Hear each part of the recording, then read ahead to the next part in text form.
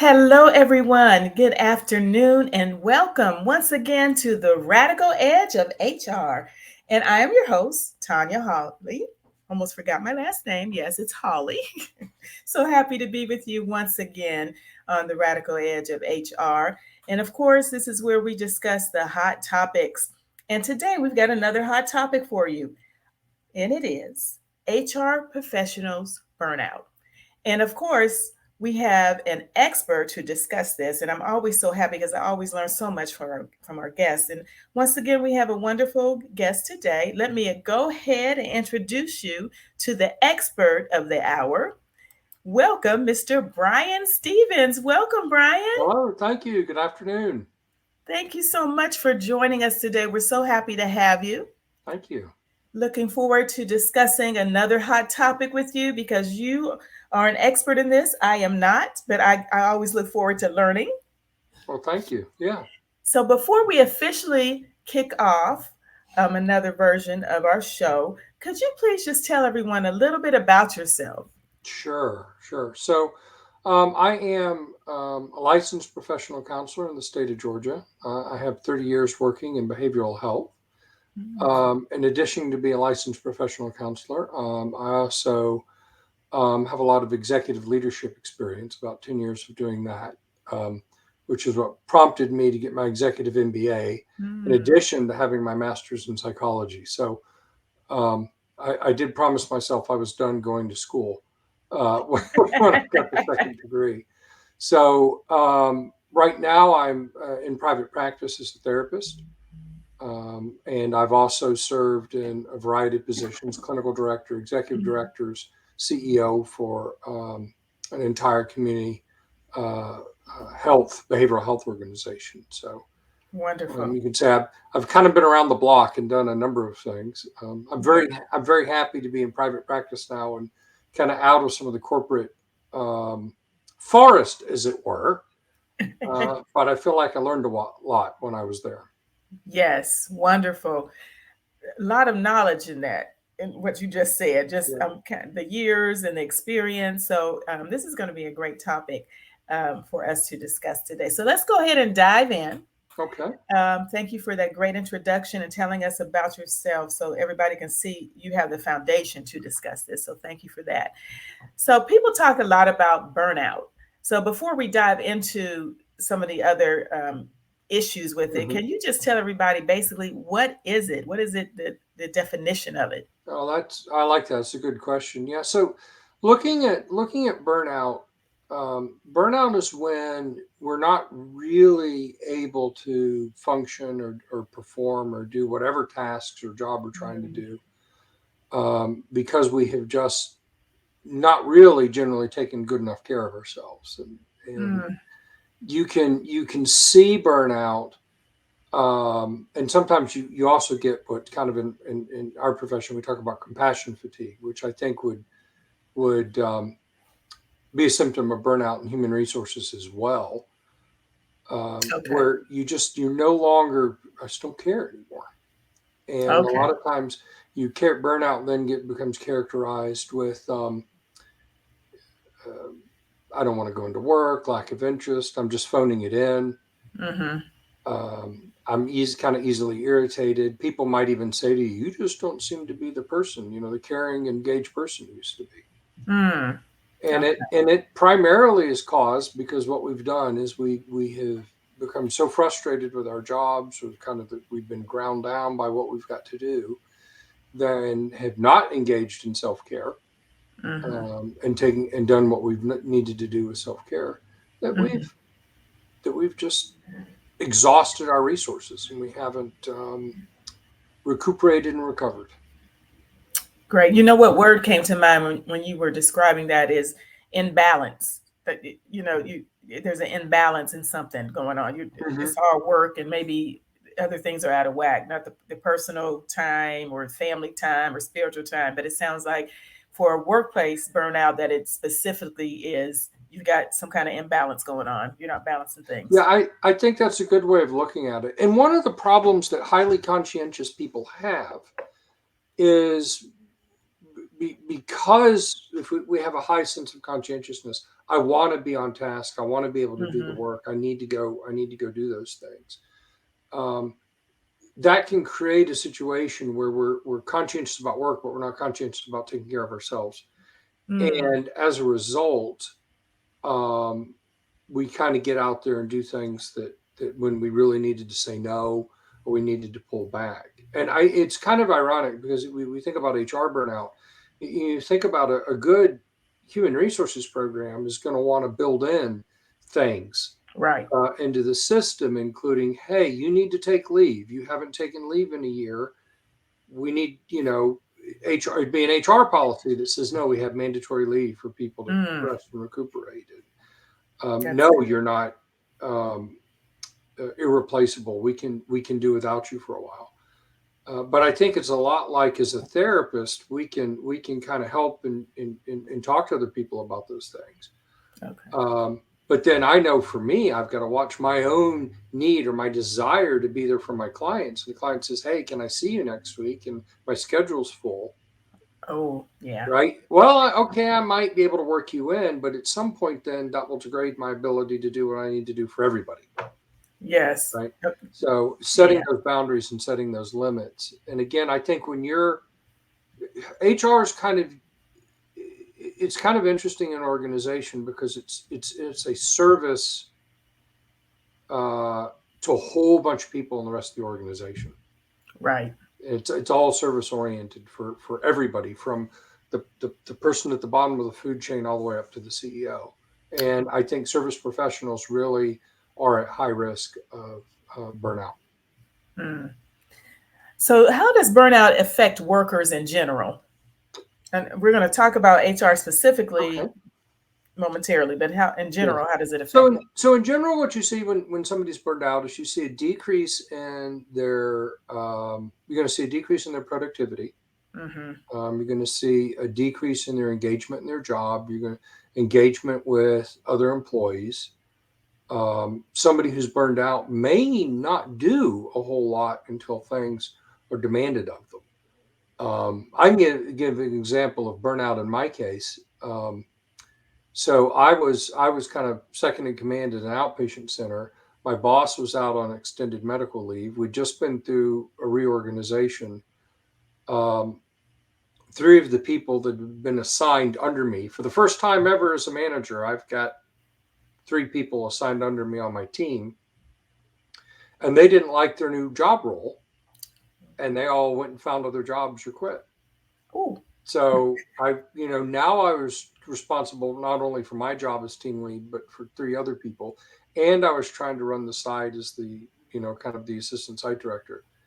And I'd just sit in my office like this. I'd just be like,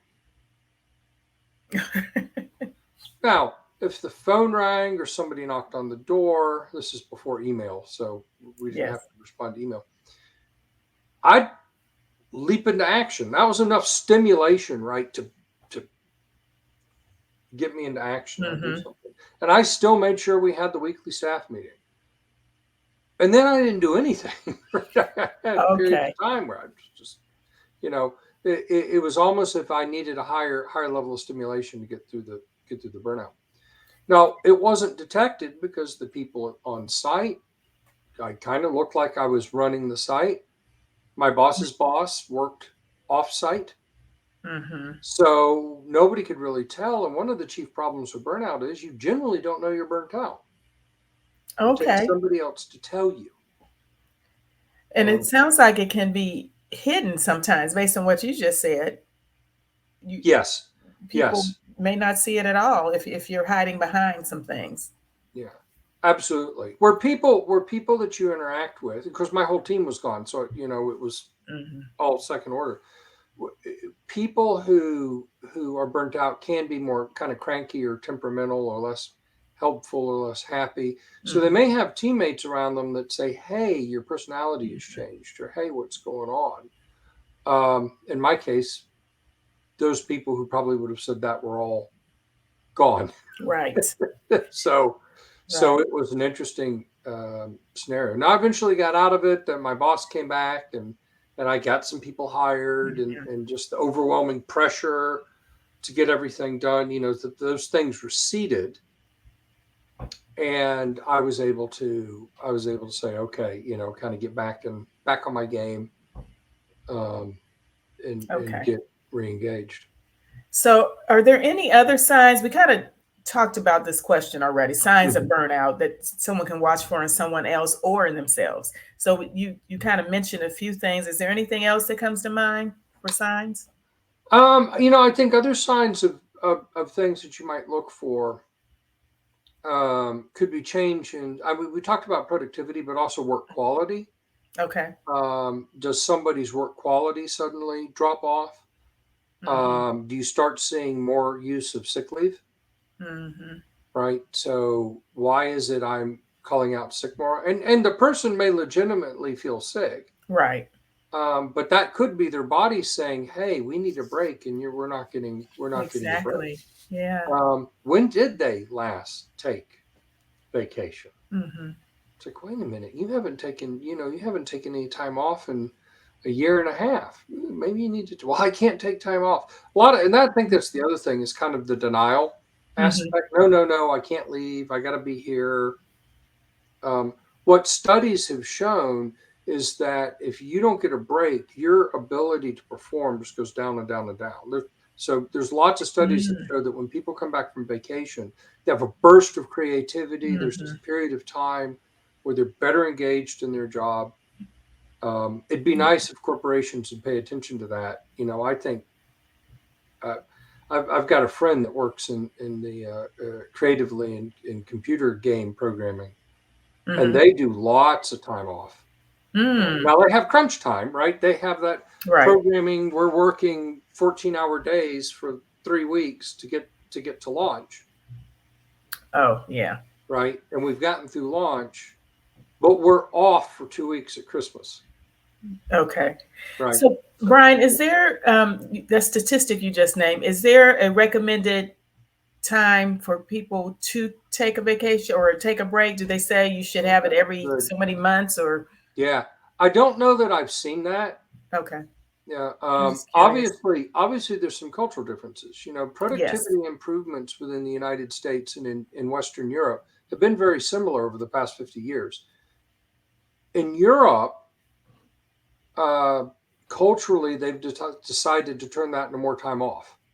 Mm. And in America, we've turned that into buying more stuff. So um, I am beginning to wonder if the American worker is, especially some of our newer generations coming up. Hmm. I've got a 19 and a 17-year-old, so they're full on Gen Z, um, Hmm. who are saying, I'm not sure I want more money. Maybe there's some quality of life issues, and frankly, I think the response to COVID with the lockdown and those changes have put into mind for a lot of folks that hmm, I'm not sure this is. I'm Hmm. not sure I want to pour my heart and soul as much into work and have more of that Right. balance that you were talking about. Right. So I think having that balance is very important for people. And to touch on the human resources component, Hmm.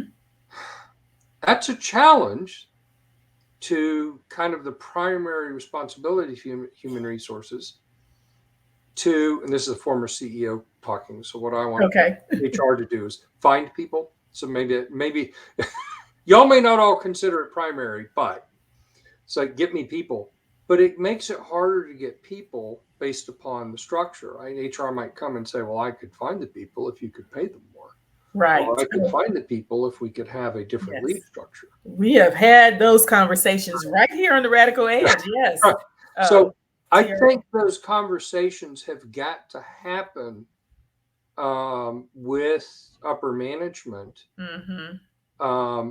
And I really think the successful companies in the world are going to be the ones where the head of human resources has a seat at the C level, Okay. at the C suite, because I think, and that was where I was. I had an HR director that answered directly to me. The thing is, the CFO gets to speak directly to the CEO.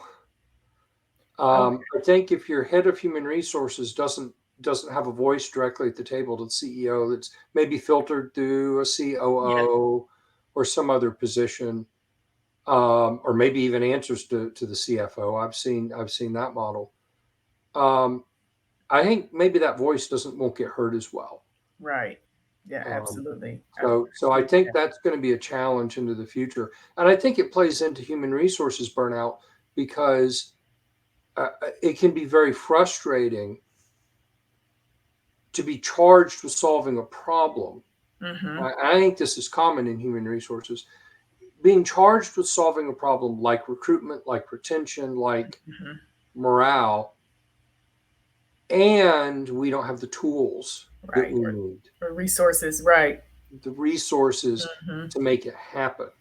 Absolutely. And that a very fast way to have an employee burn out, kind of from a management standpoint, is to put them into those situations where they really don't have a path, what I kind of call the path to victory Mm-hmm. or a Mm. path to success. Success. Yes. And you see that sort of burnout happen in lots of jobs. I mean, if we think about what it must be like to be a cable company person answering the phone to deal with problems of customers. Mm-hmm. You don't really have the ability to fix the person's problem a lot of the time. Right. And they're unhappy and they don't like cable companies. and and I think Gallup ranks them at the bottom of customer satisfaction. And so Right. that's a that person's at a high level of burnout. The same thing can happen when I'm trying to provide customer service internally, right? So I'm trying to satisfy managers who are looking for people. I'm trying to, when employees have complaints, how can I support the employees? Right? We don't this perception that human resources is just there to support the company and it's not there to support um, the employees. I think is pretty rampant. Yes, it is. Yes. My experience with human resources personnel is Mm-hmm. most of them were not interested in human resources so they could fire people Right. Right. or set people up to be fired. Yes, that's not at the top of the list. Right. Yet they might be in a system that wants to treat human resources that way. Right. Oh, yeah, that's true. And Brian, so let then me that let me. I'm sorry. and I want to. that's just like so that's something else that can contribute to that burnout.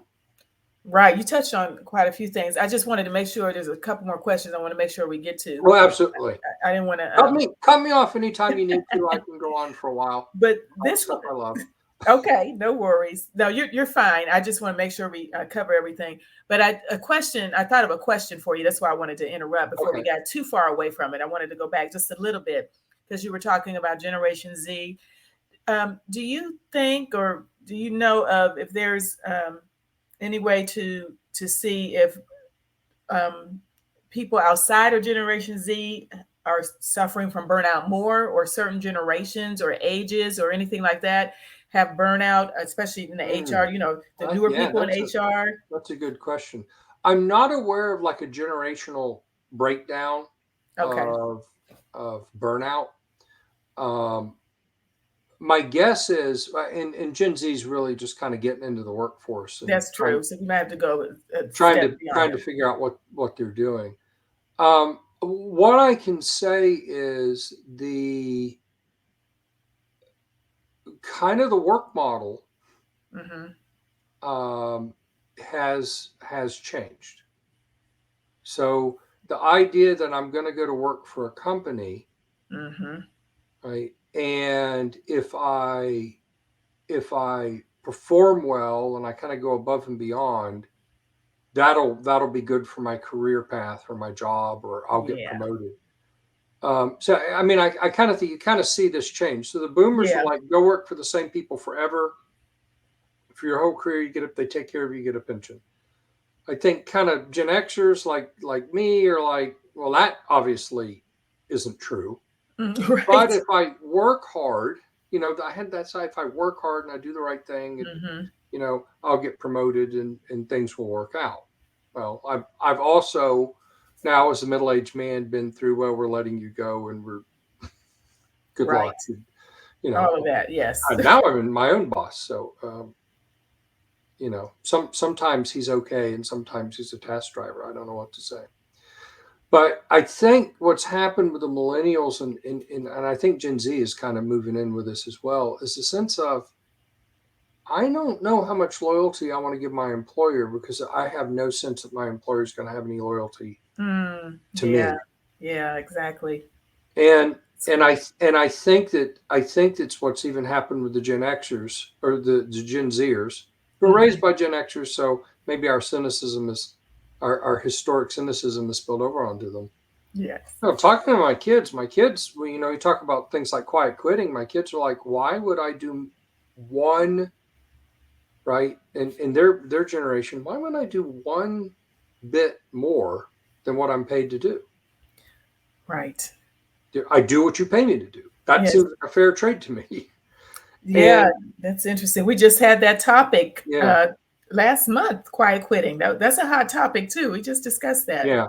Yeah. So yeah, I think that what we're seeing is that individual employees are looking to gain more power Hmm. and feel like they've got more power in the balance with the employer.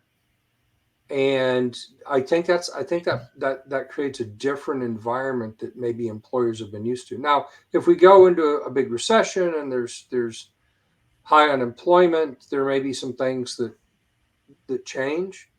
Hmm. But I really do believe we're in an era where um, employers have really need to engage their employees Right. to Now, retain them and stop them from because I think a lot what a lot of the more modern employers are going to say is, oh, I feel like I'm burnt out, I quit. right.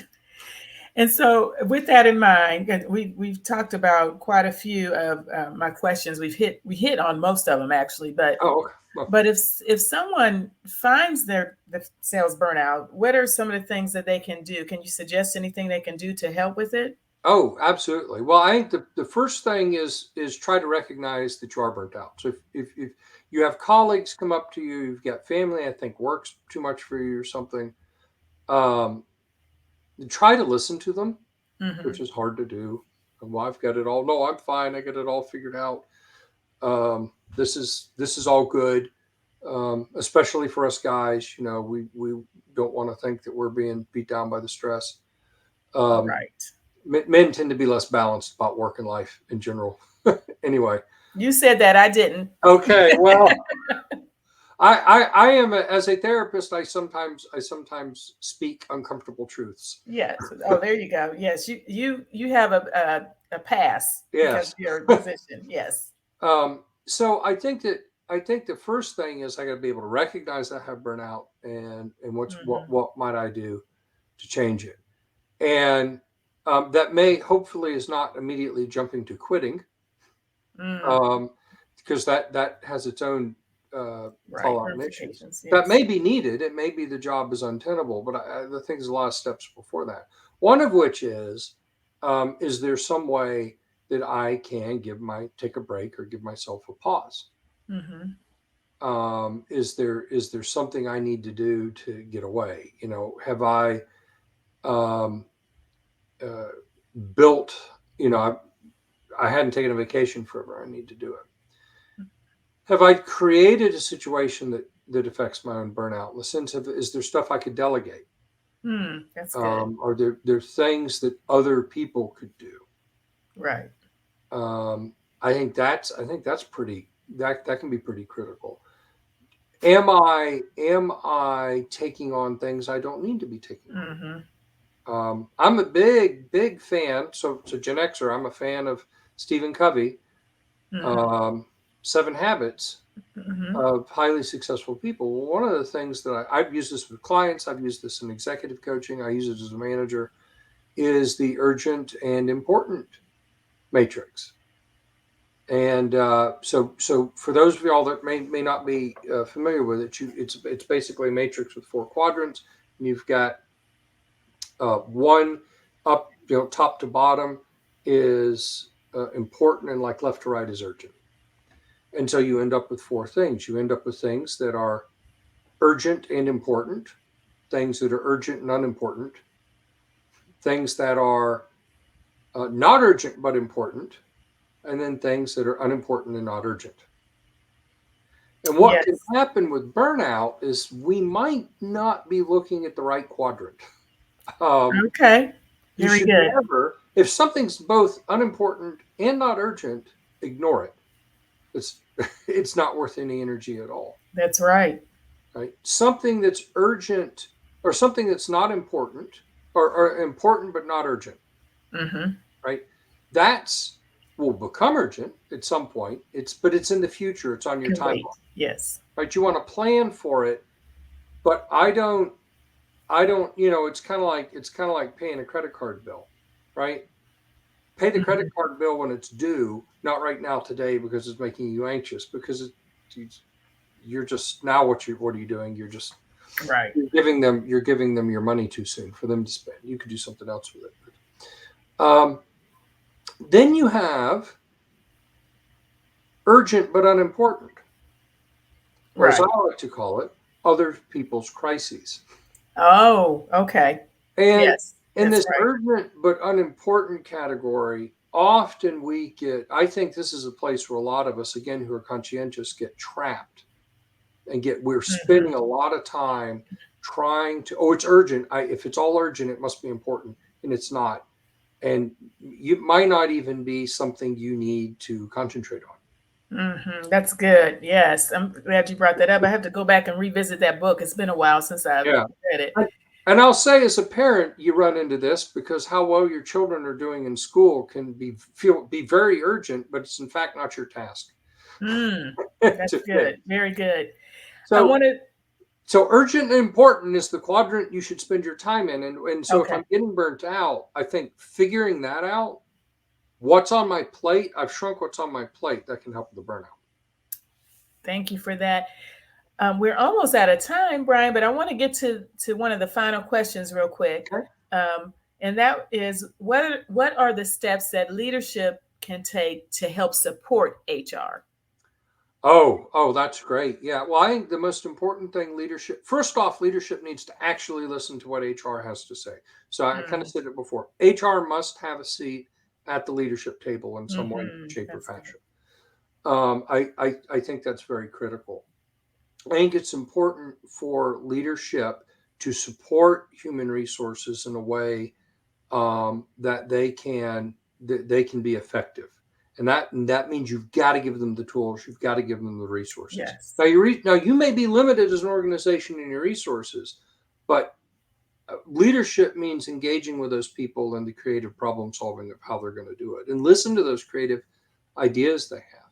I think the other thing is you may have to, as a leader, help HR move some stuff around that urgent matrix. So I can use an example Mhm, I had. My HR director came to me and said, my staff can't get anything done. They're always getting phone calls. I mhm. said, well, then you're going to give them office hours. What do you mean? They're already in the offices. No. Rotate your staff. You can have somebody every day. These are the hours that you can call, right? If Mm, the call comes in, this person takes them. They're like an on-call thing. You take right. them, you take them, you take them. The rest of the time, they're not interrupted, right? And this is critical because what the science tells us, if you're interrupted, it takes you 10 to 15 minutes to get back on task. Yes, I can vouch for that. Right. So but HR needs leadership to support those sorts of interventions and be able um, to, Mhm. to protect them. Yes, thank you so much for that, Brian. That was good. Great nuggets you shared with us today. So we are out of time. Maybe you have to come back and we can talk about this a little more because it was a good Oh, I would, topic. I would, I Yes. would certainly be happy to talk about. As you can tell, I'm passionate about it, so I Yes, and I love your passion. We have a thing or appreciate two your to say. passion. Yes. So, Brian, in closing, just tell everybody if they can follow you or if they need your service, where they can find you. Oh, okay. So absolutely. My web page is talkforward.com. Hmm. That's like talk back, but talk forward. There you go. And also talkforwardcounseling.com. The two pages are linked with each other. I do a little bit of blogging. That's where you can also find my thoughts on therapy video that I do, where I meet with therapists and just kind of talk to them about what it is that they do to bring that kind of information to the public about what we do. So I do Great. teletherapy in Georgia. So if you're looking for me, yeah, go to my webpage and see what you think. Great. Thank you so much, Bryan, for taking some time to join us today. We appreciate your time and your talent. So thank All you right. again Thank you so so much. very much. And everyone, of course, if you have any HR needs or questions, feel free to follow us, contact us, of course, at HRKS LLC on all social media platforms, because at HRKS, we know HR. Thank you, everyone, for joining us. We will see you next time on the Radical Edge of HR. Have a great day, everybody. Bye bye. Thanks, Bryan. Thank you.